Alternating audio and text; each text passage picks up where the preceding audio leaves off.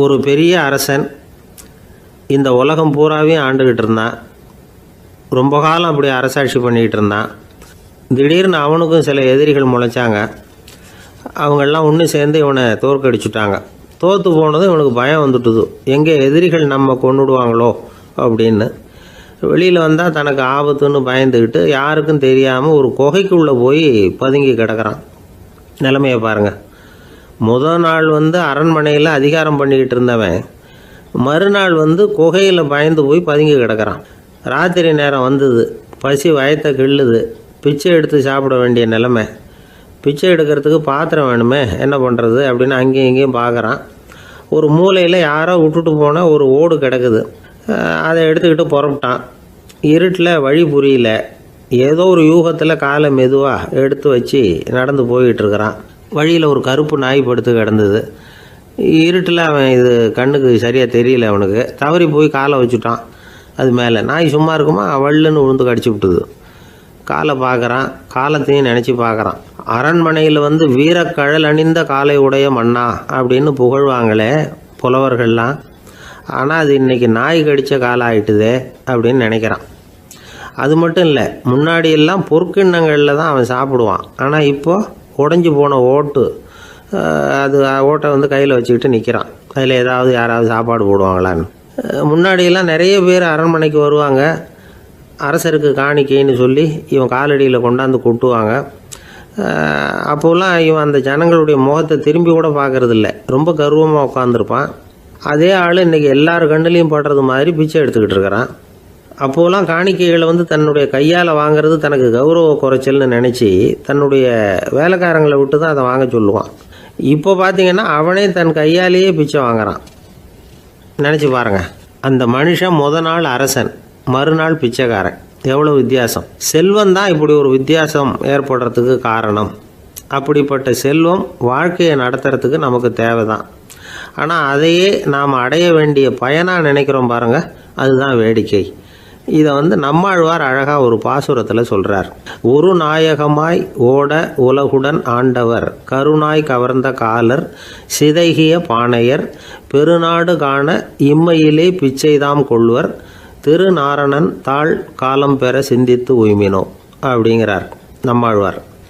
ஒரு பெரிய பணக்காரர் ஒரு துறவிகிட்ட போய், சாமி என்கிட்ட நிறைய பணம் இருக்குது, இருந்தாலும் நிம்மதி இல்லை, என்னால் நிம்மதியாக இருக்க முடியல, என்ன காரணம்னு கேட்டாராம். உடனே அந்த துறவி இதுக்கு நேரடியாக பதில் சொல்லாமல் பக்கத்தில் நின்றுக்கிட்டு இருந்த ஒரு குழந்தைய கூப்பிட்டார். அது ஓடியாந்தது.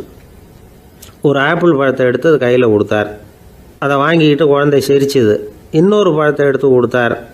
அதை இன்னொரு கையில் வாங்கிட்டு சிரிச்சுது. மூணாவது ஆப்பிள் எடுத்து கொடுத்தார். 2 பழத்தையும் நெஞ்சில் அணைச்சிக்கிட்டு 3ஆவது பழத்தையும் வாங்கிறதுக்கு முயற்சி பண்ணிச்சு. ஆனால் அது உடனே நழுவி கீழே விழுந்து உருண்டு ஓடிச்சு. ஏற்கனவே இருந்ததும் விழுந்துட்டுது. இப்போ அந்த குழந்தை அழ ஆரம்பிச்சுட்டுது.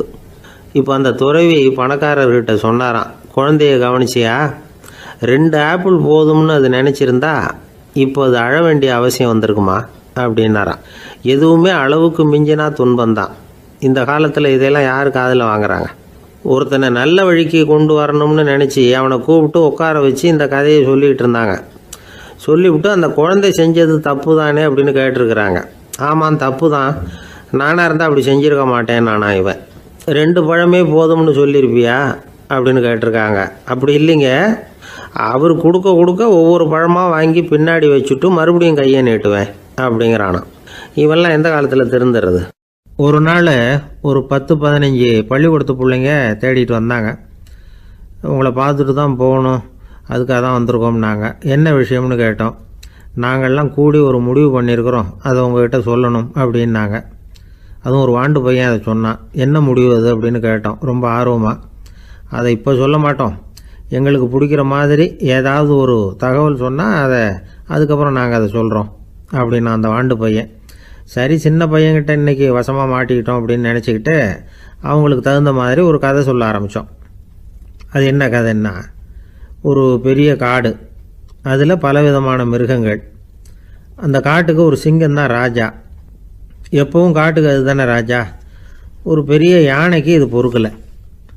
என்ன இது, எப்போ பார்த்தாலும் இங்கே சிங்கத்துக்கே ராஜா பதவி கிடைக்கிது, நான்லாம் எவ்வளவு பலசாலியாக இருக்கிறேன், அப்படி இருந்தும் எனக்கு அந்த பதவி கிடைக்கலையே அப்படின்னு தனக்குள்ளே பொறுமிக்கிட்டே இருந்தது. ராஜா பதவியை நினச்சி ரொம்ப ஏக்கம், அதுக்கு பதவி மோகம். இந்த சமயம் பார்த்து ஒரு குள்ள நரி கூட்டம் அதை தேடிட்டு வந்தது. ஐயா பெரியவங்களே, நீங்கள் இந்த காட்டுக்கு ராஜாவாக இருக்க ஆசைப்படுறீங்க, அதில் ஒன்றும் தப்பு இல்லை. ஆனால் அதுக்கு முன்னாடி நீங்கள் எங்கள் கூட்டத்துக்கு கொஞ்ச நாள் தலைவராக இருங்க, அதாவது ராஜாவாக இருங்களேன், உங்களுக்கும் ஒரு ட்ரைனிங் கிடைச்சது மாதிரி இருக்கும் அப்படின்னு சொல்லியிருக்குது இந்த கூட்டம், குள்ள நரி கூட்டம். இதை கேட்ட உடனே யானைக்கு ரொம்ப சந்தோஷம் தாங்கலை. அதுதான் எப்போன்னு பதவிக்காக காத்துக்கிட்டு இருக்குதே. இருந்தாலும் கொஞ்சம் பிகுவோட, சரி நீங்கள்லாம் இவ்வளோ தூரம் என்னை தேடிட்டு வந்து கேட்கறதுனால மறுக்க முடியல அப்படின்னு ரொம்ப ஏதோ சிரமப்பட்டு ஒத்துக்கிறது மாதிரி ஒத்துக்கிட்டது. ஏதோ உங்கள் ஆசைக்கு கட்டுப்படுறேன், கொஞ்ச நாள் உங்கள் கூட்டத்துக்கு ராஜாவாக இருக்கிறதுக்கு சம்மதிக்கிறேன் அப்படின்னுது. உடனே அந்த யானை ராஜ நட போட ஆரம்பிச்சிட்டுது. யானை சாதாரணமாக நடந்தாவே எப்படி இருக்குங்கிறது நமக்கு தெரியும். அதுவே ராஜ நடந்தால் எப்படி இருக்கும் கற்பனை பண்ணி பாருங்கள். யானை முன்னாடி கம்பீரமாக போய்கிட்டு இருக்குது, தலைவர் இல்லையா, அதனால் குள்ள நரிகள்லாம் ரொம்ப அடக்கமாக அது பின்னாடி அணிவகுத்து போயிட்டு இருக்குது. ராஜா வாழ்க, மன்னர் வாழ்க அப்படின்னு கோஷம் வேற. யானைக்கு தலைகால் புரியல, அவ்வளவு சந்தோஷம். அந்த யானைக்கு செருக்கு, ஆணவம் எல்லாம் ஏற்பட்டு போச்சு. அதுக்கப்புறம் அது தரையை பார்க்குமா, நிமிர்ந்து நடக்க ஆரம்பிச்சுட்டுது. தரையை பார்க்குறதே இல்லை. அப்படி போயிட்டுருக்கிறப்போ ஒரு சதுப்பு நிலத்தில் திடீர்னு காலை வச்சுட்டுது. அவ்வளோதான், கால் உள்ளே போயிட்டுது. இன்னொரு காலை எடுத்து வச்சுது, அதுவும் உள்ளே போயிட்டுது. அந்த 2 காலையும் எடுக்கிறதுக்காக அடுத்த 2 காலையும் அழுத்திச்சு, அதுவும் உள்ளே போக ஆரம்பிச்சுட்டுது. இப்போ 4 காலம் வசமாக சேத்துல அழுந்தி போச்சு, எடுக்க முடியல. குள்ள நரிகள்லாம் அதை சுற்றி வந்தது. சிலது சுற்றி நின்று டான்ஸ் ஆட ஆரம்பிச்சுட்டுது யானையை பார்த்துட்டு. இதை யானை பார்த்தது. என்ன இது, தலைவர் நான் தவிச்சிக்கிட்டு இருக்கிறேன், தொண்டர்கள்லாம் சுற்றி நின்று வேடிக்கை பார்த்துக்கிட்டு இருக்கிறீங்க, டான்ஸ் ஆடுறீங்க அப்படின்னு கேட்டுதான். தொண்டர்களே, தலைவர் நான் தவிச்சிக்கிட்டு இருக்கிறது உங்களுக்கு தெரியலையா? இப்போ உடனே உங்கள் தலைவரை காப்பாற்ற வேண்டியது உங்கள் கடமை இல்லையா அப்படின்னு கத்துச்சான் அந்த யானை. குள்ள நரிகளில் ஒன்று முன்னாடி நின்று அந்த யானையை பார்த்து தான், தலைவரே எங்களுக்கு ரொம்ப நாளாக ஒரு ஆசை, அந்த ஆசையை நிறைவேற்றிக்கிறதுக்காகத்தான் உங்களை எங்கள் தலைவராக ஏற்றுக்கிறோம்னு சொன்னோம் அப்படின்னு தான். என்ன ஆசைன்னு கேட்டிருக்கு யானை. யானை கறி சாப்பிட்டு பார்க்கணுங்கிறது எங்களுக்கு ரொம்ப நாளாக ஆசை, அது இன்றைக்கி தான் நிறைவேற போகுது அப்படின்னு தான் அந்த நரி. இதை கேட்ட உடனே அந்த யானை அப்படியே மூர்ச்சி ஆகிட்டு தான். நரிகள்லாம் அது மேலே ஏறி குதற ஆரம்பிச்சுட்டு தான். பதவி மேலே இருந்த பேராசை அந்த பலசாலியான யானையையே மாட்டி விட்டுட்டுது பார்த்தீங்களா அப்படின்னு சொல்லி முடித்தோம் இந்த கதையை அந்த சின்ன பிள்ளைங்கக்கிட்ட. சரிங்க, இப்போ நாங்கள் உங்களை தேடி வந்த விஷயம் என்னங்கிறத சொல்லவா அப்படின்னா ஒரு வாண்டு பையன். சீக்கிரம் சொல்லு தம்பி, சஸ்பென்ஸ் தாங்கலை அப்படின்னோம். அவன் மெதுவாக எங்களை பார்த்து சொல்கிறான், எங்களுக்கு கொஞ்ச நாள் நீங்கள் தலைவராக இருந்தால் தேவலை அப்படின்னா. ஒரு ஊரில் ஒரு கோயில் இருந்தது, ரொம்ப பழைய கோயில். உள்ளே போகிறதுக்கே பயமாக இருக்கும், எந்த நேரத்தில் இடிஞ்சு விழுந்துருமோ அப்படிங்கிற பயம். அப்படி இருந்ததுனால யாரும் துணிஞ்சு சாமி கும்பிடுறதுக்கு அங்கே போகிறதில்ல. கோயிலுக்கு வர்ற கூட்டம் கொஞ்சம் கொஞ்சமாக குறைய ஆரம்பிச்சுட்டுது. கோயில் நிர்வாகிகள் எல்லாரும் கூடி உட்காந்து பேசினாங்க, என்ன பண்ணலாம்னு யோசனை பண்ணாங்க. எந்த இடம் மோசமாக இருக்கோ அந்த இடத்த பழுது பார்த்தாங்க. அங்கே இங்கே வர்ணத்தை பூசி கொஞ்சம் அழகுபடுத்தி பார்த்தாங்க. ஏதோ இந்த ஊரில் கோயில்னு ஒன்று இருக்குது, அது மக்களுக்கு தெரியணும் அப்படிங்கிறதுக்காகத்தான் இப்படிலாம் பண்ணாங்க. இருந்தாலும் கோவில் இருக்கிற நிலைமை மக்களுக்கு தெரியும், அதனால் அங்கே வர்றது குறைச்சிக்கிட்டாங்க அவங்க. ஒரு கட்டத்தில் யாருமே வர்றதில்லை, நிலைமை அந்த அளவுக்கு ஆயிட்டுது. மறுபடியும் கோவில் நிர்வாகிகள் கூட்டம் நடந்தது. இந்த கூட்டம் கூட கோயிலுக்கு உள்ளே நடக்கலை, இடிஞ்சு விழுந்துருமோங்கிற பயம். அதனால் வெளியில் தான் உட்காந்து கூட்டத்தை நடத்தினாங்க. ஏன்னா உள்ளே போகிறதுக்கு அவங்களுக்கும் துணிச்சல் கிடையாது, எந்த நேரமும் விழுந்துரும் போல் இருந்தது அது. அது வழியாக போகிறவங்க கூட வேகமாக அந்த இடத்த கடந்து போக ஆரம்பிச்சிட்டாங்க. கோவில் நிர்வாகிகள் வெளியில் உட்காந்து கூட்டம் போட்டாங்க இல்லையா, அந்த கூட்டத்தில் 4 தீர்மானங்களை நிறைவேற்றினாங்க. அது என்ன 4 தீர்மானம்னா, முதல் தீர்மானம், இந்த கோவிலை இடிப்பது அப்படிங்கிற முடிவை இந்த கமிட்டி மிகவும் வருத்தத்துடன் ஏற்றுக்கொள்ளுகிறது அப்படின்னு நிறைவேற்றினாங்க. இதுக்கு பதிலாக இன்னொரு கோவிலை உடனடியாக கட்டி முடிச்சுடணுங்கிறது 2வது தீர்மானம். 3வது தீர்மானம் என்ன தெரியுமா, பழைய கோவிலின் கதவுகள், அதிலிருந்து பிரித்து எடுக்கிற செங்கல், இதையே புது கோவில் கட்டுவதற்கு பயன்படுத்தி கொள்ள வேண்டியது. பழைய கோவில் இருந்த மாதிரியே அதே வடிவத்தில் புது கோவிலையும் கட்ட வேண்டியது.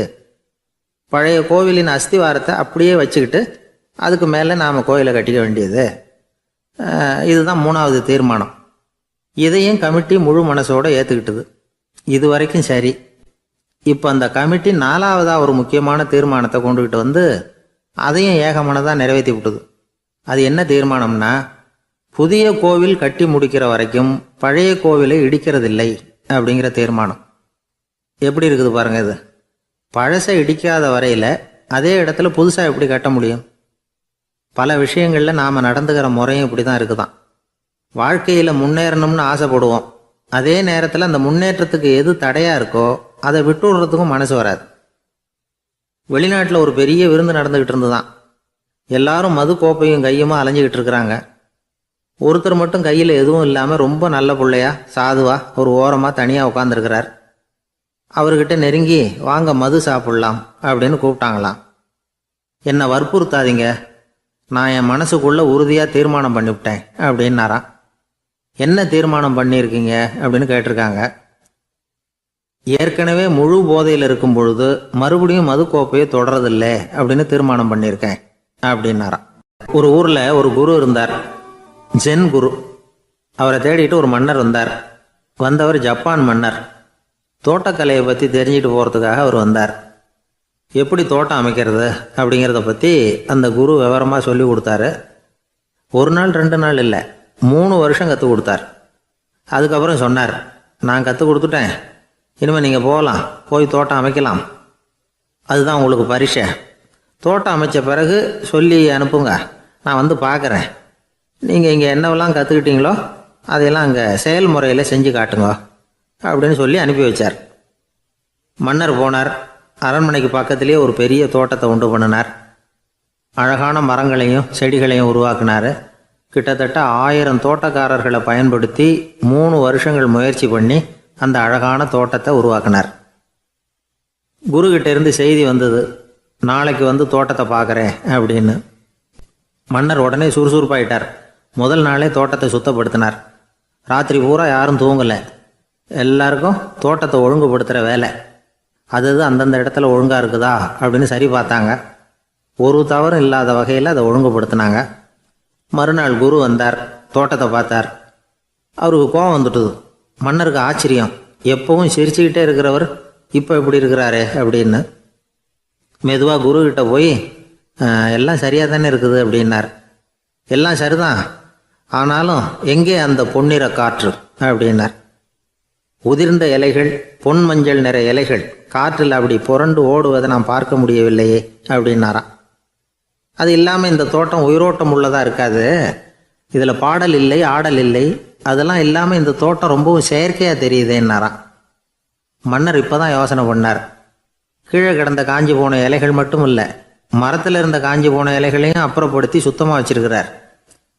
இறப்பும் வாழ்க்கையினுடைய ஒரு பகுதி தான். மரணம்ங்கிறது வாழ்க்கைக்கு எதிரானது அல்ல, அதை நிரப்பும் ஒரு பகுதி தான் அது. மரணம் இல்லையில் வாழ்க்கையே இல்லை அப்படிங்கிறது பெரியவங்க கருத்து. இப்போ அந்த தோட்டம் அழகாக தான் இருக்குது, இருந்தாலும் அது ஒரு ஓவியம் மாதிரி உயிர் இல்லாமல் இருக்கு. குரு ஒரு வாளியை கையில் எடுத்துக்கிட்டார். தோட்டத்தை விட்டு வெளியில் போனார். ஏற்கனவே வீசி எறிந்த அந்த சருகுகளை எல்லாம் அள்ளி கொண்டுகிட்டு வந்தார். உள்ள எல்லா இடங்கள்லையும் அதை வீசினார். உடனே காற்று அந்த காய்ந்த சருகுகளையும் பழுத்த இலைகளையும் அசைக்க ஆரம்பிச்சுட்டுது. இப்போ அங்கே சலசல சத்தம், சங்கீதம், இலைகளின் நடனம், ஓவியம் மாதிரி இருந்த அந்த தோட்டத்துக்கு இப்போ உயிர் வந்துட்டுது. இதுதான் அந்த பொன்னான காற்று அப்படின்னாராம் குரு. மன்னருக்கு புரிஞ்சுது. மிகப்பெரிய ஜென் கேள்வி ஒன்று உண்டு. உம்மான் அப்படிங்கிற ஒரு பெரிய குருவை பார்த்து துறவி ஒருத்தர் கேட்டாராம், இலைகள் எல்லாம் கீழே விழுந்து மரங்கள் மொட்டையாக இருக்கும் பொழுது என்ன நடக்கும்? இதுதான் கேள்வி. இதுக்கு உம்மான் சொன்ன பதில் பொன்னான காற்று, தி கோல்டன் விண்டு அப்படின்னாராம். இதுக்கு என்ன விளக்கம்னா, உன்னுடைய எண்ணங்கள் எல்லாம் உன்னுடைய மனசிலிருந்து கீழே விழுந்து உனது உள்ளுணர்வானது மொட்டையாக நிற்கும் நிலைதான் அது. உனது வேர்களின் அருகில் காற்று வீசுகிறது. எல்லா எண்ணங்களும் உன்னிலிருந்து வெகு தூரத்துக்கு புரண்டு கொண்டே சென்று விடுகிறது. நீ அவற்றை கடந்து விட்டால் நீ அவைகளுக்கெல்லாம் மேலெழுந்து கீழே பார்ப்பவனைப் போல நிற்க ஆரம்பித்து விடுவாய். அதுதான் தியானம் என்பது அப்படின்னு சொல்கிறாங்க.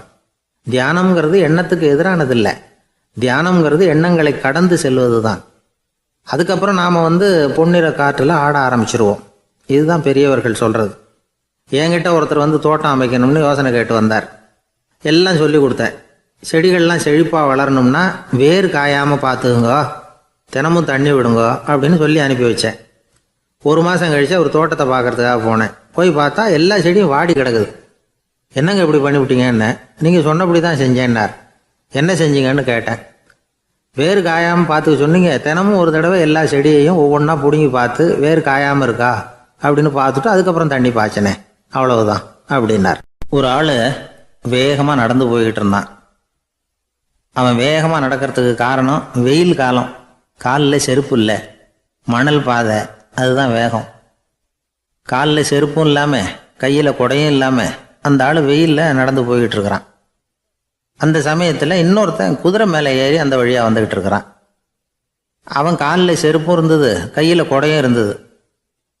நடந்து போய்கிட்டு இருந்தவன் அந்த குதிரை ஆசாமியை பார்த்து கேட்டான், ஐயா, நீங்களும் குதிரை மேலே உட்காந்துக்கிட்டு போய்கிட்டு இருக்கிறீங்க, அப்படி இருக்கிறப்போ உங்களுக்கு அந்த செருப்பு என்னத்துக்கு?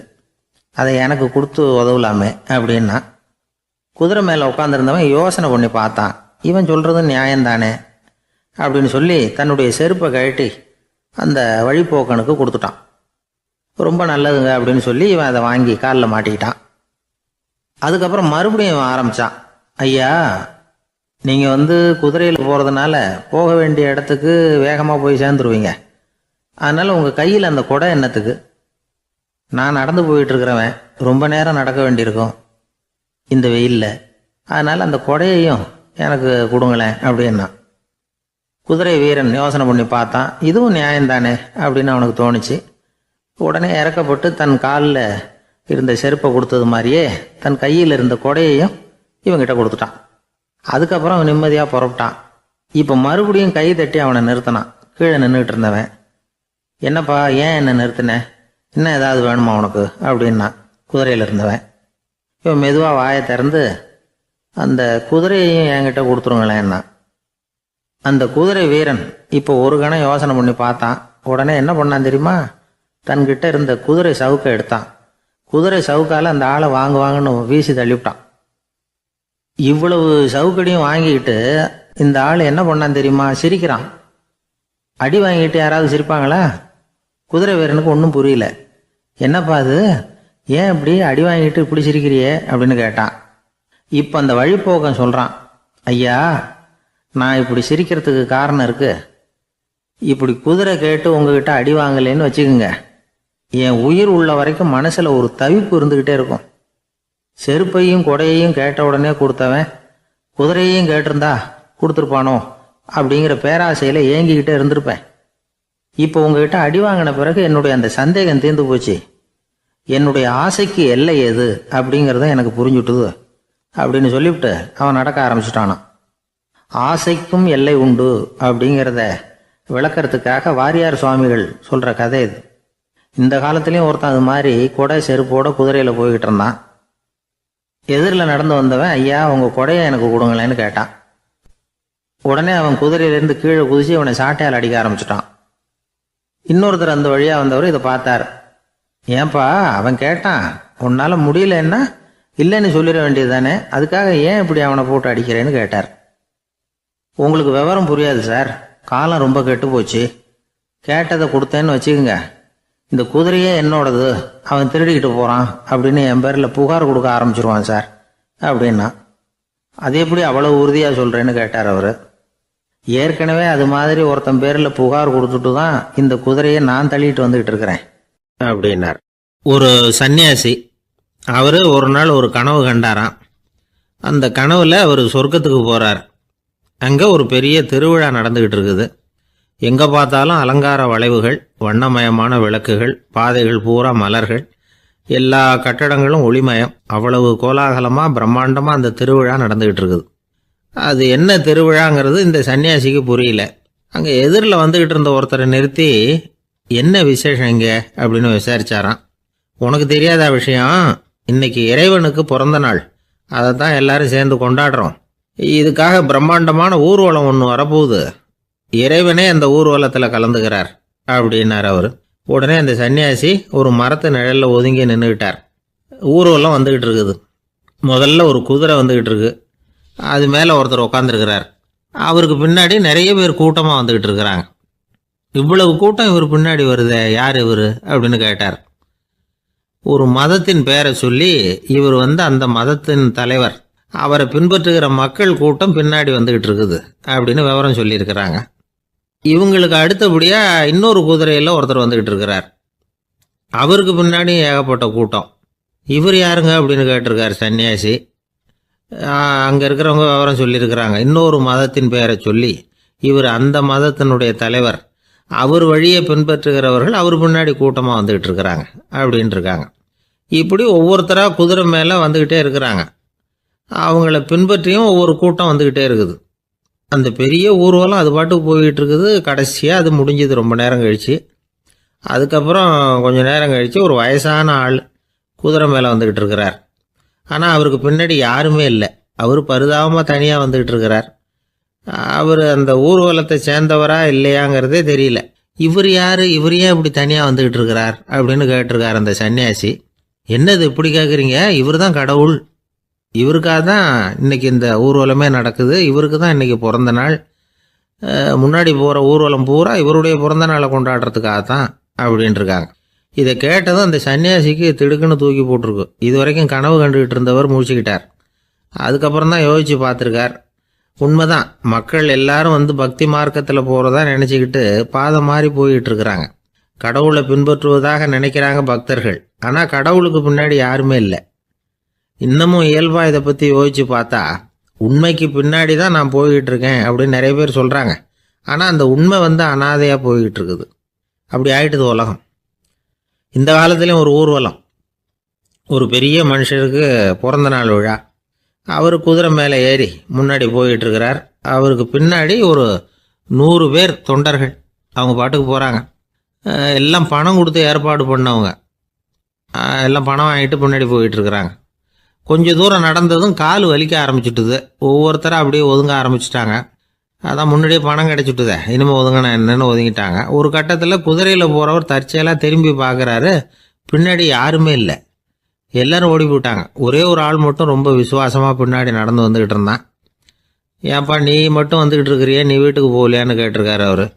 நீங்கள் அந்த குதிரையையும் அதுக்குள்ள வாடகை பணத்தையும் கொடுத்துட்டீங்கன்னா நானும் போயிடுவேன் அப்படின்னு நானும். இந்த ஆள் ஒரு ஊரில் ஒருத்தர் இருந்தார்.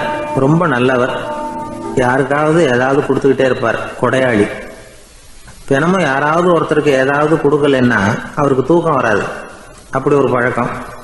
அது மட்டும் இல்லை, அவர் கொடுக்கறது அடுத்தவங்களுக்கு தெரியாது. அவ்வளவு ரகசியமாக அதை கொடுப்பார். வலது கை கொடுக்கறது இடது கைக்கு தெரியக்கூடாதுன்னு சொல்லுவாங்கள்ல, அது மாதிரி அவர். ஒரு நாள் ராத்திரி அவர் ஏற்கனவே தயாராக கட்டி வச்சிருந்த பணம் முடிச்ச கையில் எடுத்துக்கிட்டு வீட்டை விட்டு வெளியில் வந்தார். தெருவில் இறங்கி நடந்தார்.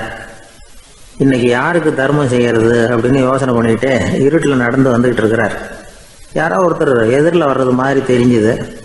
உடனே அவர் கிட்ட போனார். தன்கிட்ட இருந்த பணம் முடிச்சு அவசரமாக அவர் கையில் திணிச்சுட்டு திரும்பி வந்துட்டார். அப்பாடா, ஒரு வழியாக யாருக்கும் தெரியாமல் இன்னைக்கு தர்மம் பண்ணியாச்சு அப்படிங்கிற மகிழ்ச்சி, மன நிறைவு அவர் முகத்தில். நிம்மதியாக தூங்கினார். அப்புறம் எழுந்திரிச்சார். மறுநாள் காலையில் ஊர் பூரா ஒரே பேச்சு. என்ன பேச்சுன்னா, நேற்று ராத்திரி ஒரு திருடன் கையில் யாரோ பணத்தை கொடுத்துட்டு போயிருக்கிறாங்க அப்படின்னு எல்லாரும் பேசிக்கிட்டு இருக்கிறாங்க. இதை கேள்விப்பட்டதும் அந்த பெரியவருக்கு ரொம்ப வருத்தமாக போச்சு. அடடா, போயும் ஒரு திருடனுக்காக உதவி பண்ணியிருக்கிறோம், பிரயோஜனம் இல்லாமல் போட்டுதே அப்படின்னு நினச்சார்.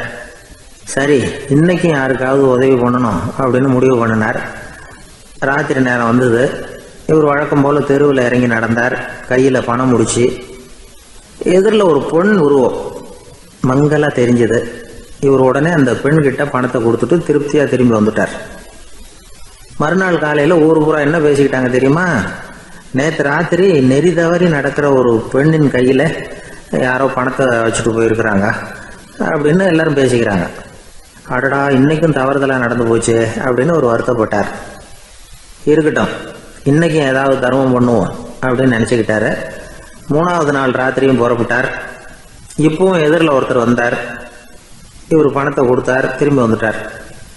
மறுநாள் மக்கள் என்ன பேசிக்கிட்டாங்கன்னா, நேற்று ராத்திரி ஒரு செல்வந்தர் கையில் யாரோ பணத்தை கொடுத்துட்டு போயிருக்கிறாங்க அப்படின்னு பேசிக்கிட்டாங்களாம்.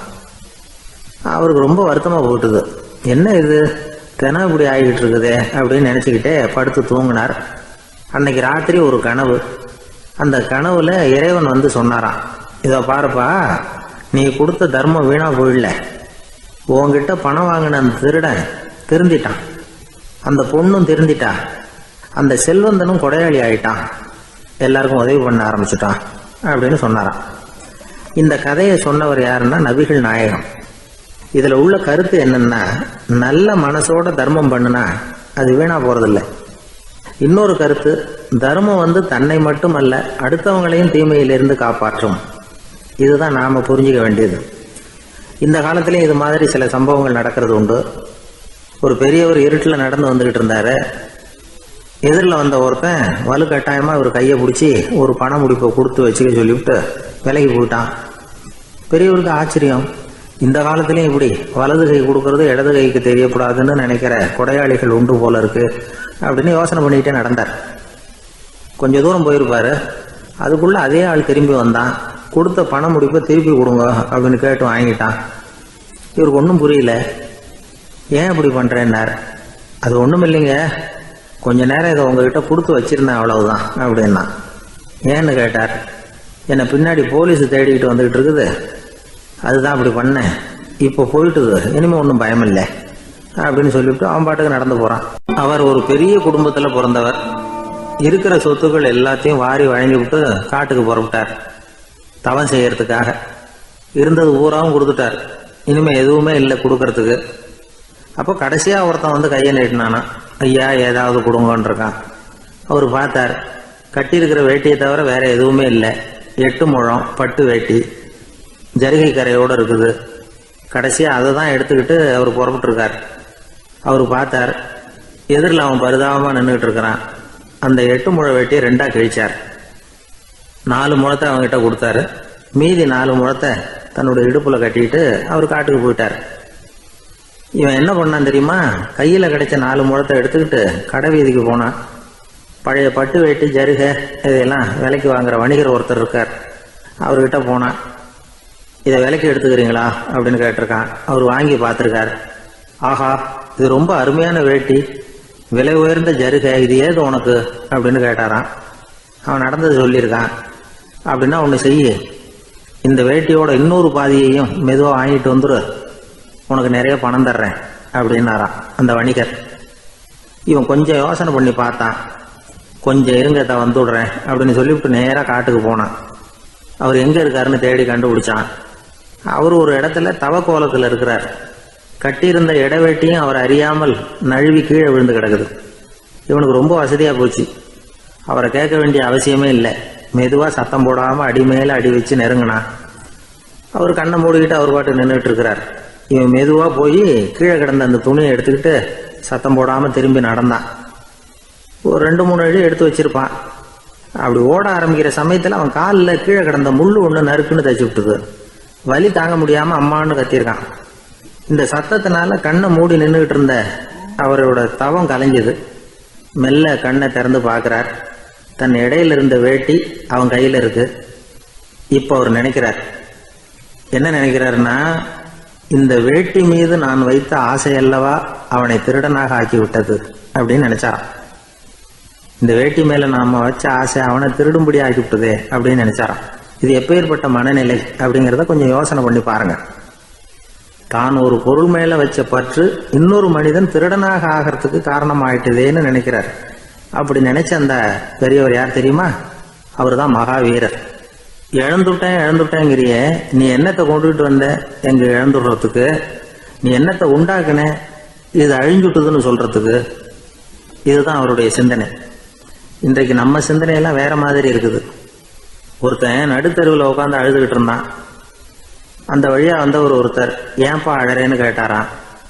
5 ரூபா சார், இந்த இடத்துல விழுந்துட்டுது, ரொம்ப நேரமா தேடுறேன், கிடைக்காது போல இருக்கு அப்படின்னு சொல்லிவிட்டு அழறான். எப்போ தொலைஞ்சதுன்னு கேட்டாராம் அவரு. அது எனக்கு தெரியாது சார், பணத்தை தொலைச்சவன் தேடி பார்த்துட்டு போயிட்டான், நான் அவனுக்கு பின்னாடி தேட வந்தவன் அப்படின்னு நானா. இவன் நம்மள மாதிரி ஒரு ஆசாமி அவன் நம்மள மாதிரியே கற்பனை பண்ணான். அதாவது நாம தான் இந்த உலகத்துல ரொம்பவும் கஷ்டப்படுறோம், மற்றவங்க எல்லாம் சந்தோஷமா இருக்கிறாங்க அப்படின்னு அவன் நினைச்சுக்கிட்டான். அவன் ஒரு நாள் கடவுளை வேண்டிக்கிட்டானான், சுவாமி, இந்த உலகத்துல எவ்வளவோ பேர் இருக்கிறாங்க, ஒவ்வொருத்தருக்கும் ஒவ்வொரு விதமான கஷ்டம் இருக்கலாம், ஒத்துக்கிறேன். இருந்தாலும் எனக்கு அது கொஞ்சம் அதிகமா இருக்கிறது மாதிரி தெரியுது. அதனால நீங்க எனக்காக ஒரு சின்ன உதவி செஞ்சா போதும். அது வேற ஒண்ணும் இல்ல, என்கிட்ட இருக்கிற துயரங்களை இன்னொருத்தர் யாருகிட்டயாவது கொடுத்துருங்க, அவர்கிட்ட இருக்கிற துயரங்களை என்கிட்ட மாத்தி கொடுத்துருங்க. ஒரு மியூச்சுவல் டிரான்ஸ்பர், அவ்வளவுதான். அப்படி பண்ணிவிட்டா போதும் அப்படின்னு வேண்டிக்கிட்டானான். அன்னைக்கு ராத்திரியே அவன் ஒரு கனவு கண்டிருக்கான். வானத்திலிருந்து ஒரு குரல் கேட்டிருக்கு. அது என்ன சொல்லிச்சு தெரியுமா? ஏ ஜனங்களே, எல்லாரும் அவங்கவங்க கஷ்டங்களை ஒரு பையில போட்டு எடுத்துக்குங்க. அப்படி எடுத்துக்கிட்டு நேரா இந்த ஊர் எல்லையில இருக்கிற கோயிலுக்கு வந்து சேருங்க அப்படின்னு அந்த குரல்.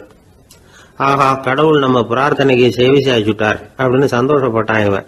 உடனே என்ன பண்ணா, தன்கிட்ட இருந்த கஷ்டத்தையெல்லாம் ஒரு சாக்கு பையில போட்டு எடுத்துக்கிட்டான். வீட்டை விட்டு வெளியில வந்தான். தெருவில் இறங்கி நடக்கிறான். அங்க பார்த்தா ஏகப்பட்ட பேர் ஆளுக்கு ஒரு பைய தூக்கிக்கிட்டு கோயிலுக்கு போயிட்டு இருக்கிறாங்க. சில பேர் மூட்டையா கட்டி தலையில சுமந்துக்கிட்டு போயிட்டு இருக்கிறாங்க. இவன் பார்த்தான். இவனுக்கு ரொம்ப ஆச்சரியமா இருந்தது. ஏன்னா எல்லாரும் வச்சிருக்கிற பைய இவன் பைய விட பெருசா இருந்தது. இவன் பை தான் இருக்கிறதுலயே கொஞ்சம் சின்னதா தெரிஞ்சது. இப்ப அவன் மறுபடியும் சாமியை வேண்டிக்கிட்டான், கடவுளே, இப்ப உள்ள சூழ்நிலையை கவனிச்சா என்கிட்ட இருக்கிற பைய பரவாயில்லன்னு தோணுது. அதனால வேற பை எதையும் மாத்த வேணாம், இதுவே பரவாயில்ல, இந்த பையோட திரும்பி வீட்டுக்கு போனா போதும்னு நினைக்கிறேன் அப்படின்னு ஏதோ நினைக்க ஆரம்பிச்சுட்டான் அவன். எல்லாரும் கோயிலுக்கு போய் சேர்ந்தாங்க. கோயில்ல அந்த குரல் மறுபடியும் கேட்டுது. எல்லாரும் அவங்கவுங்க பைகளை சோகத்துல தொங்க விடுங்க. திடீர்னு விளக்குகள் அணையும், மணி அடிக்கப்படும், அதுதான் அடையாளம். அந்த சமயத்துல இருட்டுல உங்களுக்கு வேண்டிய பைய நீங்க மாத்தி எடுத்துக்கலாம், தேர்ந்தெடுத்துக்கலாம். வெளிச்சம் இருக்கிறப்பவே உங்களுக்கு பிடிச்ச பைக்கு பக்கமா பார்த்து நீங்க நின்னுக்கலாம் அப்படின்னு சொல்லி விவரம் சொல்லிச்சான் அந்த குரல். அப்படி சொன்னதுக்கு அப்புறம் திடீர்னு விளக்கு அணைஞ்சுது, மணி அடிச்சுது. கொஞ்ச நேரம் கழிச்சு மறுபடியும் விளக்குகள்லாம் எரிஞ்சுது. இப்போ பார்த்தா எல்லாரும் அவங்கவுங்க பையையே கெட்டியா பிடிச்சிட்டு நிக்கிறாங்க. இவனும் அப்படியே நிக்கிறான். இவன் மெதுவா பக்கத்துல நிக்கிறவங்கிட்ட கேட்டானா, ஏன் நீங்க பைய கையிலேயே வச்சிருக்கிறீங்க, செவுத்துல மாட்டலையா அப்படின்னு கேட்டிருக்கான். இல்லப்பா, நீ ஏன் கையிலேயே வச்சிருக்கிறியோ அதே காரணத்துக்காக தான் நாங்களும் வச்சிருக்கிறோம். நம்ம கவலைகளை பத்தி நமக்கு ஓரளவுக்காவது தெரியும். ஆனா மற்றவங்க கவலைகள் நமக்கு பரிச்சயம் இல்லாதவை, பழக்கம் இல்லாதது. அதனால நமக்கு தெரிஞ்ச கவலைகளை சமாளிக்கிறது சுலபம். தெரியாததை சமாளிக்கணும்னா மறுபடியும் ஆரம்பத்தில இருந்து ஆரம்பிக்கணும். அதனால பழைய நண்பர்களோட வாழறது தான் மேல் அப்படின்னு நானான். அதுக்கப்புறம் அவன் தன்னோட பையே போதும்னு வீட்டுக்கு திரும்பி வந்துட்டானான். இது ஒரு பெரியவர் சொல்லி இருக்கிற கதை. அதனால நம்ம கிட்ட இருக்கிற கஷ்டங்கள் தான் பெருசு, அதை இன்னொருத்தங்கிட்ட கொடுத்துட்டு மாத்திக்கலாம் அப்படின்னு நினைக்கிறது தப்பு. இதே மாதிரி இன்னொரு சம்பவம். ஒரு ஊர்ல ஒரு நாள் ராத்திரி ஆகாயத்தில இருந்து கடவுள் குரல் கேக்குது. இந்த ஊர்ல இருக்கிற ஜனங்கள்லாம் கொஞ்சம் கவனிங்க, உங்களுக்கு ஒரு செய்தி. அதாவது இங்க இருக்கிற ஜனங்கள்லயே கொஞ்சம் கூட கவலையே இல்லாத ஆள் யாருன்னு எனக்கு தெரியணும். அதனால எல்லாரும் அவங்கவுங்க கவலைகளை ஒரு பையில போட்டு எடுத்துக்கிட்டு கோயிலுக்கு வாங்க அப்படின்னாரு கடவுள். உடனே வரிசையா எல்லாரும் வர ஆரம்பிச்சாங்க. எல்லார் கையிலயும் பை இருந்தது, சின்னதும் பெருசுமா. கவலையே இல்லாத ஆள் யாருன்னு தேடினார் கடவுள்.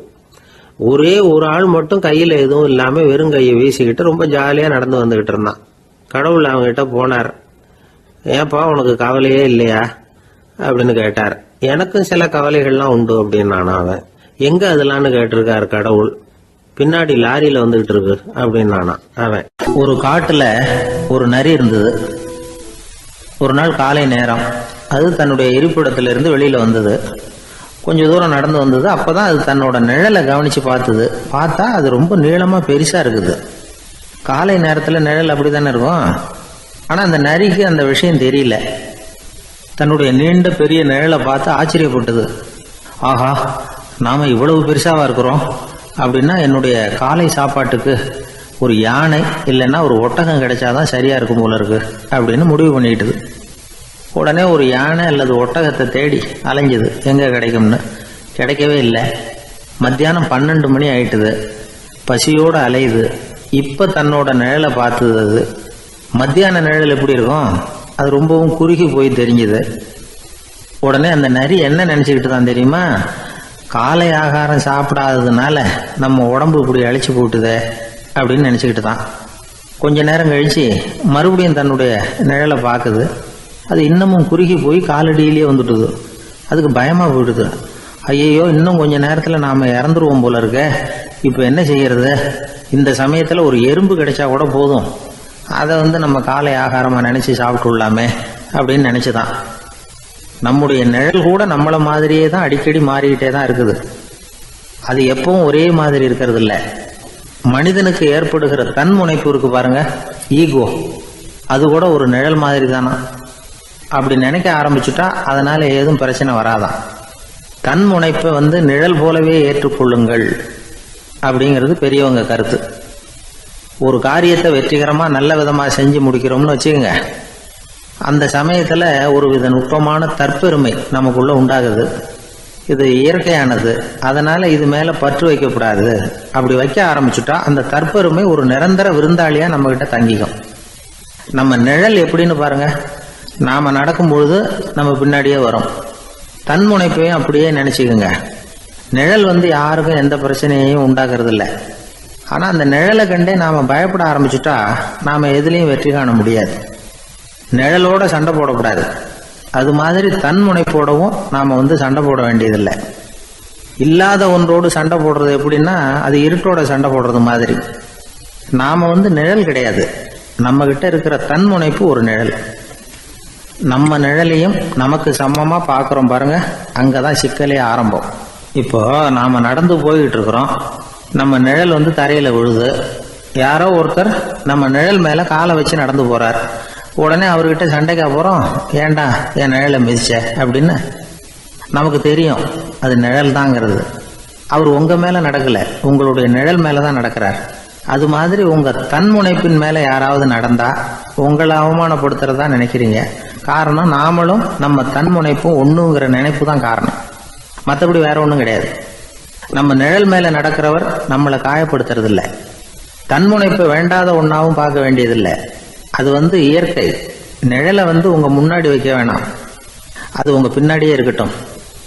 நிழலின் நிழலாகி விடாதீர்கள், நீங்கள் நீங்களாகவே இருங்கள். இதுதான் சான்றோர் சிந்தனை. ஒரு பேருந்துல ஒரே நெரிசல். ஒருத்தர் பக்கத்தில் நின்றுகிட்டு இருந்தவர்கிட்ட ரொம்ப பணிவாக விசாரிச்சார், ஏன் சார் நீங்கள் ஏதாவது பெரிய உத்தியோகத்தில் இருக்கிறீங்களா அப்படின்னார். அப்படிலாம் ஒன்றும் இல்லைங்கன்னார் அவர். அப்படின்னா வேற ஏதாவது அரசியலில் பெரிய பதவியில் இருக்கிறீங்களா அப்படின்னு கேட்டார். அதுவும் இல்லைங்கன்னார். சரி, பணமாவது அதிகமாக வச்சுருக்கீங்களா அப்படின்னு கேட்டார். அப்படிலாம் ஒன்றும் கிடையாது சார்னார் அவர். அப்புறம் எதுக்குடா என் காலை மிதிச்சுக்கிட்டு இருக்கிற, எடுறா காலை அப்படின்னாராம் இவர். ஒரு ஆள் இருந்தார். அவர் தன்னை ஒரு குருன்னு சொல்லிக்கிட்டார். மௌன குரு, வாயே திறக்கிறதில்ல. அவருக்கு 2 சீடர்கள் உண்டு. இவங்க தான் வர்றவங்க கிட்ட பேசுவாங்க, விளக்கம் கொடுப்பாங்க. ஒரு நாள் இந்த சீடர்கள் 2 பேரும் எங்கேயோ வெளியில் போயிட்டாங்க. அந்த நேரம் பார்த்து ஒருத்தர் அங்கே வந்தார். குருக்கிட்ட போனார். குருவே, புத்தர்னா என்னன்னு கேட்டார். குருவுக்கு ஒன்றும் புரியல. அவர் உண்மையான குருவாக இருந்தாவில் புரியும். அவர் திருன்னு முழிக்க ஆரம்பிச்சிட்டார்.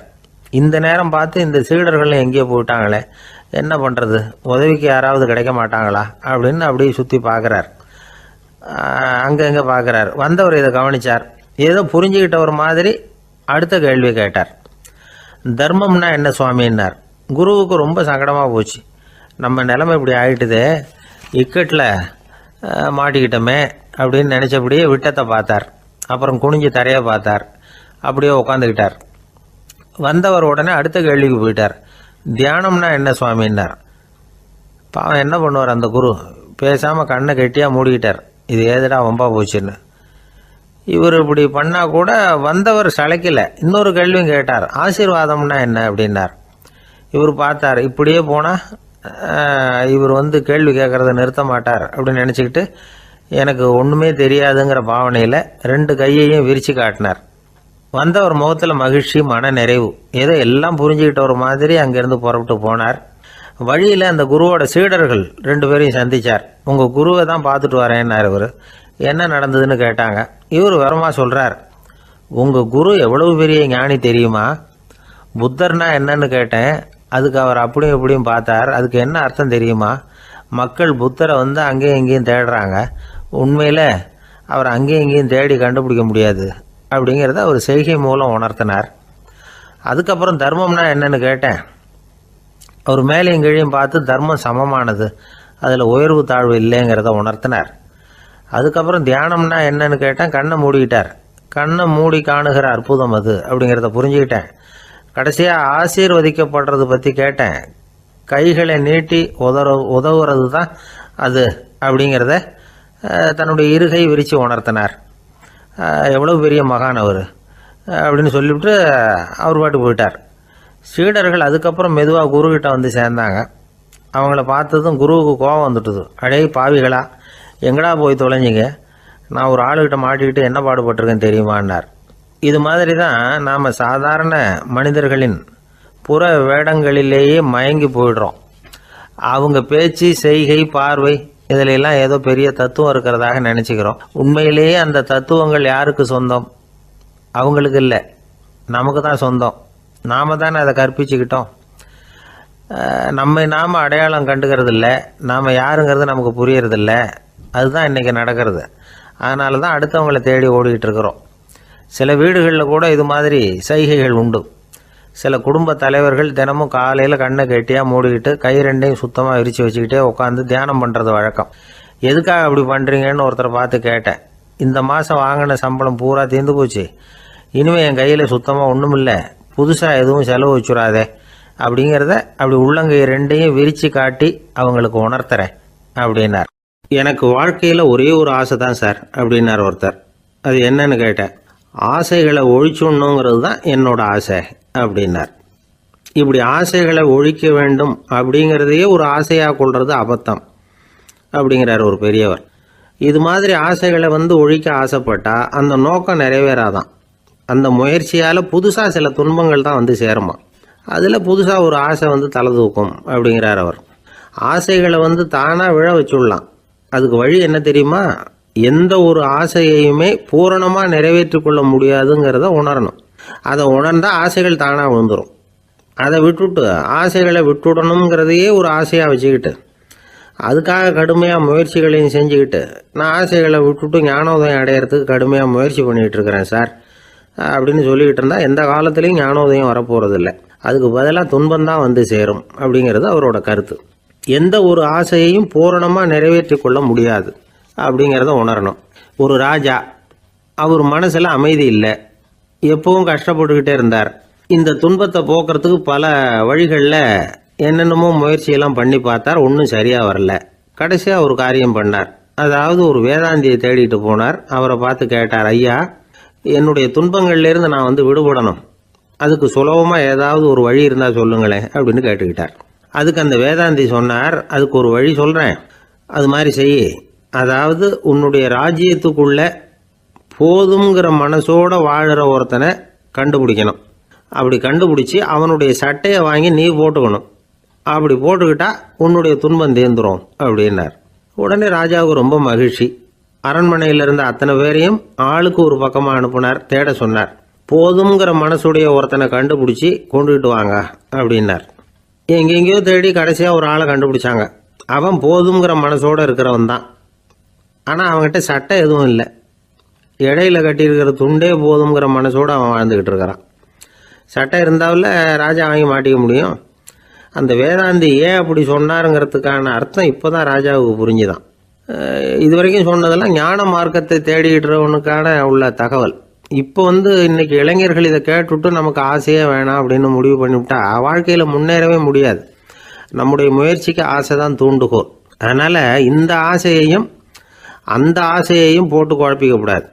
ஆனால் ஒன்று, பேராசை நமக்கு தேவையில்லை. நாம் படுற ஆசையிலேயும் ஒரு நியாயம் இருக்கணும். ஏன்னா நம்மளில் சில பேர் நீங்கள் தான் சார் சொன்னீங்க, அதனால தான் ஆசைப்பட்டேன், அரை தான் கிடச்சிது மிச்சம் அப்படிம்பாங்க கன்னத்தை தடவிக்கிட்டே.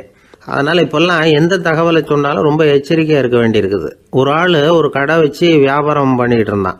அவனுக்கு ரொம்ப பேராசை, நிறைய பணம் சேர்க்கணும்னு. திடீர்னு ஒரு நாள் அவனுக்கு உடம்பு ரொம்ப சுகம் இல்லாமல் போயிட்டுது. இனிமேல் பிழைக்கிறது கஷ்டங்கிற நிலைமை. மரணப்படுகையில் இருக்கிறான். சொந்தக்காரங்கள்லாம் சுற்றி உட்காந்துருக்குறாங்க. இவன் மெதுவாக கண்ணை திறந்து பார்க்குறான். என் வீட்டுக்காரி எங்கேன்னா, இதோ இருக்கேன் அப்படின்னாங்க அந்த அம்மா. பசங்கள்லாம் எங்கேங்கிறான், இதோ பக்கத்தில் தான் நின்றுக்கிட்டு இருக்கிறோங்கிறாங்க. பொண்ணுங்க எங்கேங்கிறான், எல்லாம் இங்கே தான் இருக்கிறோம் அப்படிங்கிறாங்க. எல்லாம் இங்கே தான் பக்கத்தில் தான் இருக்கோம், நீங்கள் கவலைப்படாதீங்கன்னு சொல்கிறாங்க எல்லாம். அவன் மெதுவாக கஷ்டப்பட்டு வாயை திறந்து, அட பாவிங்களா, எல்லாரும் இங்கே இருந்தால் அங்கே கடையை யார் கவனிக்கிறது அப்படின்னானா. ராமகிருஷ்ணர் வாழ்ந்த காலத்தில் நடந்த ஒரு நிகழ்ச்சி இது. அப்போது ஒரு ஓவியர் இருந்தாராம். அவருக்கு ஒரு ஆசை, ராமகிருஷ்ணர் படத்தை வரையணும், அதை அவர்கிட்டயே கொண்டுட்டு போய் காட்டி அபிப்பிராயம் கேட்கணும். இதுதான் அந்த ஓவியரின் ஆசை. உடனே ராமகிருஷ்ணர் படத்தை வரைஞ்சி முடித்தார். அதை எடுத்துக்கிட்டு போனார். இவர் போன சமயம் அங்கே ராமகிருஷ்ணர் சீடர்களோடு உட்காந்துருக்கிறார். விவேகானந்தர் அங்கே இருக்கிறார். இந்த ஓவியர் கொண்டுகிட்டு போய் தான் வரைந்த ஓவியத்தை அவர்கிட்ட காட்டினார். ராமகிருஷ்ண பரமஹம்சரின் ஓவியத்தை ராமகிருஷ்ணர்கிட்டயே காட்டுறார். ராமகிருஷ்ணர் என்ன பண்ணார் தெரியுமா? அந்த படத்தை பார்த்தார். உடனே அது காலை தொட்டார்.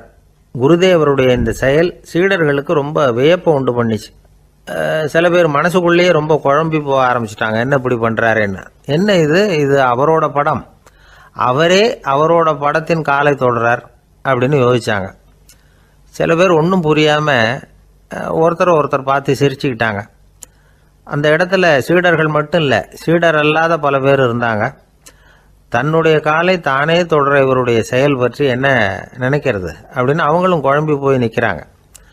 அந்த படத்தை வரைஞ்சி அவர்கிட்ட காட்டின அந்த ஓவியருக்கும் அதிர்ச்சி.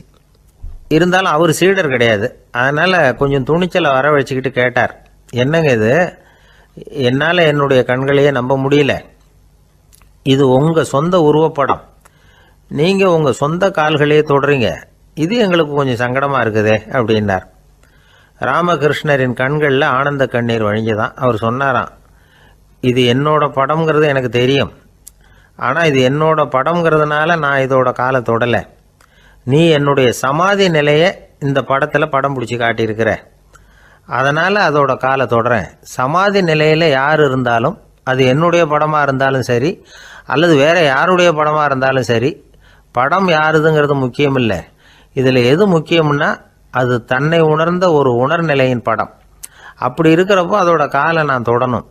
அதுக்கு நீங்கள் எல்லாரும் ஏன் சங்கடப்படுறீங்கன்னு எனக்கு தெரியல அப்படின்னாராம். இப்போ தான் அங்கே இருந்து சீடர்களுக்கும் மற்றவங்களுக்கும் விவரம் புரிஞ்சுதான். இதுக்கு முன்னாடி யாரும் செய்யாததை இவர் செஞ்சிருக்கிறார், ஆனால் அவருடைய காரணம் ரொம்ப நியாயமானது அப்படிங்கிறத உணர்ந்தாங்களாம். இதுவரைக்கும் ஆன்மீகத்தில் சமாதி நிலை, அதாவது தன்னை உணர்ந்த நிலை பற்றி புரிஞ்சுக்கிட்டோம். இல்லறத்தில் ஏற்படக்கூடிய சமாதி நிலை பற்றி உங்களுக்கு தெரியுமா? ஒரு அம்மா டாக்டர்கிட்ட வந்து சொன்னாங்களாம், டாக்டர், என் வீட்டுக்காரருக்கு உடம்புல ஏதோ கோளாறுன்னு நினைக்கிறேன், நான் எவ்வளவு நேரம் பேசினாலும் காதில் விழாத மாதிரி உட்காந்துருக்கிறார் அப்படின்னு ஆகலாம். அதுக்கு அந்த டாக்டர் சொன்னாராம், அம்மா, அது உடம்பு கோளாறு இல்லை, அது ஒரு பெரிய திறமை அப்படின்னாராம். ஒரு ரயில் வேகமாக போயிட்டு இருக்கு. அது ஒரு ரயில்வே ஸ்டேஷனில் கொஞ்ச நேரம் நின்றுது. அப்போ அதில் ஒரு ஆள் ஏறினார். தலையில் ஒரு மூட்டையை வச்சுருந்தார். மூட்டையை தலையில் சுமந்துக்கிட்டே உள்ளே வந்தார். மூட்டையை தலையில் சுமந்துக்கிட்டே ஒரு இடத்துல உட்காந்தார். ரயில் மறுபடியும் புறப்பட்டது. இவர் தன் தலையில் இருந்த மூட்டையை கீழே இறக்கி வைக்கணும்ல, வைக்கல, சுமந்துக்கிட்டே வரார். எதிரில் உட்காந்துருந்தவர் கேட்டார், ஏங்க ஏன் இப்படியே உட்காந்துருக்குறீங்க தலையில் மூட்டையை வச்சுக்கிட்டு, மூட்டையை கீழே இறக்கி வைக்கலாமே அப்படின்னார். வேணாங்க, பாவம், தலையில் இருக்கிற மூட்டையை இறக்கி ரயிலில் வச்சா ரயிலுக்கு பாரம் அதிகமாக இருக்கும் அப்படின்னார் அவர். இப்படி ஒரு ஆளை பார்த்தா நமக்கு சிரிப்பு தான் வரும். ஏன்னா ரயிலுங்கிறது அந்த மூட்டையையும் சேர்த்து சுமந்துக்கிட்டு தான் போகுது. அவன் அந்த மூட்டையை தலையில் வச்சுருந்தாலும் ஒன்று தான், தரையில் வச்சுருந்தாலும் ஒன்று தான். அதனால் ரயிலுக்கு எந்த மாற்றமும் ஏற்பட போகிறதில்ல. அதே மாதிரி தான் நம்ம மனமும். இதுவும் ஒரு தேவையில்லாத சுமை, அனாவசியமாக சுமந்துக்கிட்டு இருக்கிறோம். இதை கீழே இறக்கி வச்சுட்டா வாழ்க்கை பிரயாணம் சுகமாக இருக்கும். ரயில் பிரயாணம் பண்ணுற அந்த ஆள் மூட்டையை சுமக்கிறான், வாழ்க்கை பிரயாணம் பண்ணுற நாம மனசை சுமக்கிறோம். இது ரெண்டுக்கும் எந்த வித்தியாசமும் இல்லை.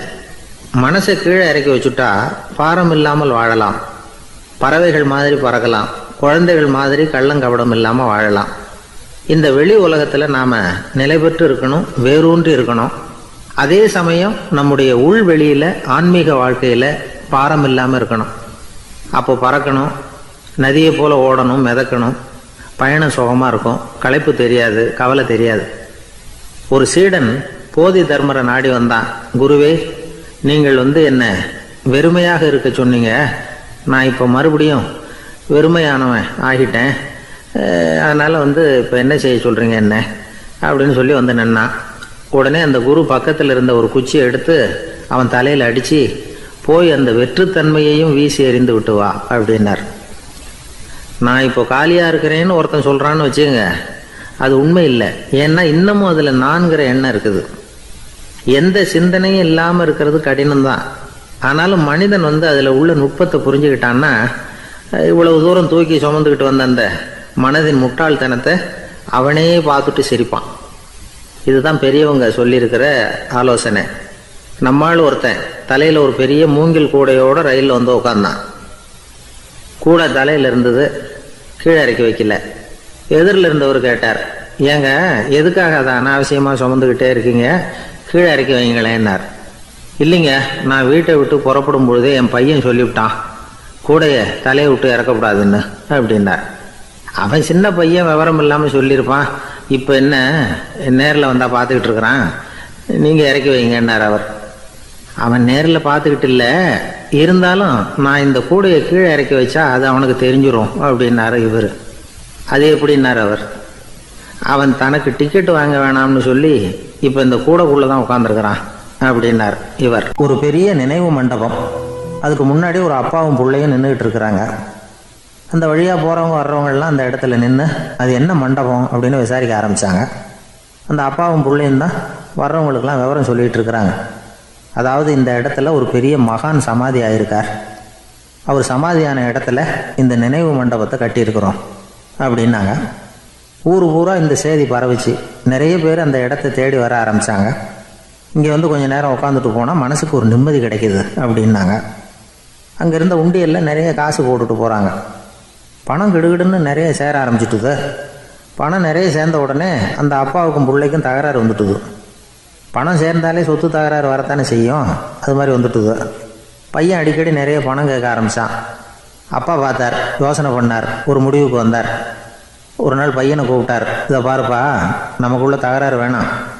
அப்பாவும் பிள்ளையும் இப்படி சண்டை போட்டுக்கிட்டா பார்க்குறவங்க தப்பாக நினைப்பாங்க. அதனால் நமக்குள்ளே சமரசமாக இதை தீர்த்துக்குவோம், என்ன சொல்கிற அப்படின்னார் அப்பா. சரின்னு நான் பையன். உடனே அந்த அப்பா என்ன பண்ணார் தெரியுமா, மகன்கிட்ட கொஞ்சம் பணத்தை கொடுத்தார். தன்கிட்ட இருந்த ஒரு கழுதையையும் கொடுத்தார். இதை வச்சு நீ பொழைச்சிக்கோ அப்படின்னு சொல்லி அனுப்பி வச்சுட்டார். மகன் அந்த கழுதையை இழுத்துக்கிட்டு அடுத்த ஊருக்கு போனான். வழியிலேயே அந்த கழுதை செத்து போச்சு. உடனே என்ன பண்ணலாம்னு யோசனை பண்ணான். ஒரு ஐடியா வந்தது. அந்த கழுதையை ஒரு சாலை ஓரமாக புதைச்சான். கையில் இருந்த பணத்தை வச்சு அந்த இடத்துல ஒரு கல் மண்டபம் கட்டினான். அந்த வழியாக 2 பேர் வந்தாங்க. இது என்ன மண்டபம்னு விசாரித்தாங்க. இந்த இடத்துல ஒரு பெரிய மகான் சமாதி ஆகிருக்கிறார் அப்படின்னா. இந்த செய்தி ஊர் பூரா பரவ ஆரம்பிச்சுட்டுது. நிறைய பேர் வந்து போக ஆரம்பித்தாங்க. இங்கே வந்தால் மனசுக்கு ஒரு பெரிய நிம்மதி கிடைக்குது அப்படின்னு வேற சொல்ல ஆரம்பித்தாங்க. வர வர கூட்டம் அதிகமாக வர ஆரம்பிச்சுட்டுது. உண்டியலில் பணம் நிறைய சேர்ந்துட்டுது. நகையெல்லாம் கூட கழட்டி காணிக்கையாக போட ஆரம்பிச்சிட்டாங்க. அப்பாவை விட மகன் பெரிய ஆளாயிட்டான். இதை கேள்விப்பட்டார் அப்பா. பையனை பார்த்துட்டு வரலாம்னு ஒரு நாள் புறப்பட்டு வந்தார். பையன் ஓஹோன்னு இருக்கிறான். பங்களா, காரு எல்லாம் வந்துட்டுது. எப்படிடா இந்த அளவுக்கு ஆனே அப்படின்னு விசாரித்தார். அப்பா, எல்லாம் உங்கள் ஆசீர்வாதம் தான். நீங்கள் கொடுத்த மூலதனத்தை வச்சு தான் இவ்வளவும் சம்பாதிச்சேன் அப்படின்னு நான் பையன். அது எப்படிறான்னு விசாரித்தார். அப்பா, நீங்கள் ஒரு கழுதை குட்டியும் கொஞ்சம் பணமும் என்கிட்ட கொடுத்து அனுப்பி வச்சிங்க. அதை எடுத்துக்கிட்டு வந்தேன். வர்ற வழியில் அந்த கழுதை செத்து போச்சு. உடனே யோசனை பண்ணேன், அந்த கழுதையை இந்த இடத்துல புதைச்சேன். கையில் இருந்த பணத்தை வச்சு மண்டபம் கட்டினேன். மகான் ஒருத்தர் சமாதி ஆகிருக்கார் அப்படின்னு வதந்தியை கிளப்பி விட்டேன். ஜனங்கள்லாம் ஏமாந்து போய் காசை கொண்டாந்து போட ஆரம்பிச்சிட்டாங்க. நான் பொழைச்சிக்கிட்டு இருக்கிறேன் அப்படின்னா. இப்போதான்டா நீ என் புள்ள அப்படின்னு சொல்லி சந்தோஷப்பட்டாரான் அந்த அப்பா. ஏன் அப்படி சொல்கிறீங்கன்னு கேட்டிருக்கான் பையன். கழுதை குட்டியை புதைச்சி மண்டபம் கட்டியிருக்கிற நீ, ஏற்கனவே நம்ம ஊரில் நாம் கட்டியிருக்கிறோமே மண்டபம், அது இந்த கழுதையோட அம்மாவை புதைச்ச இடம். மகான் சமாதி ஆகிருக்காருன்னு நானும் சும்மா கப்ஸாக தான் விட்டுக்கிட்டு இருக்கேன் அப்படின்னாரான் அப்பா. முட்டாள் ஜனங்களை நினச்சி அந்த 2 பேரும் சத்தம் போட்டு சிரிச்சாங்களாம். மனுஷன் ஏமாத்துறது ரொம்ப சுலபம். என் கூட படித்த ஒருத்தன் திடீர்னு ஒரு நாள் எல்லாருக்கும் அருள் வாக்கு சொல்ல ஆரம்பிச்சிட்டான். அவன் ஒரு ஆஃபீஸ்லேயும் வேலை பார்க்குறான்.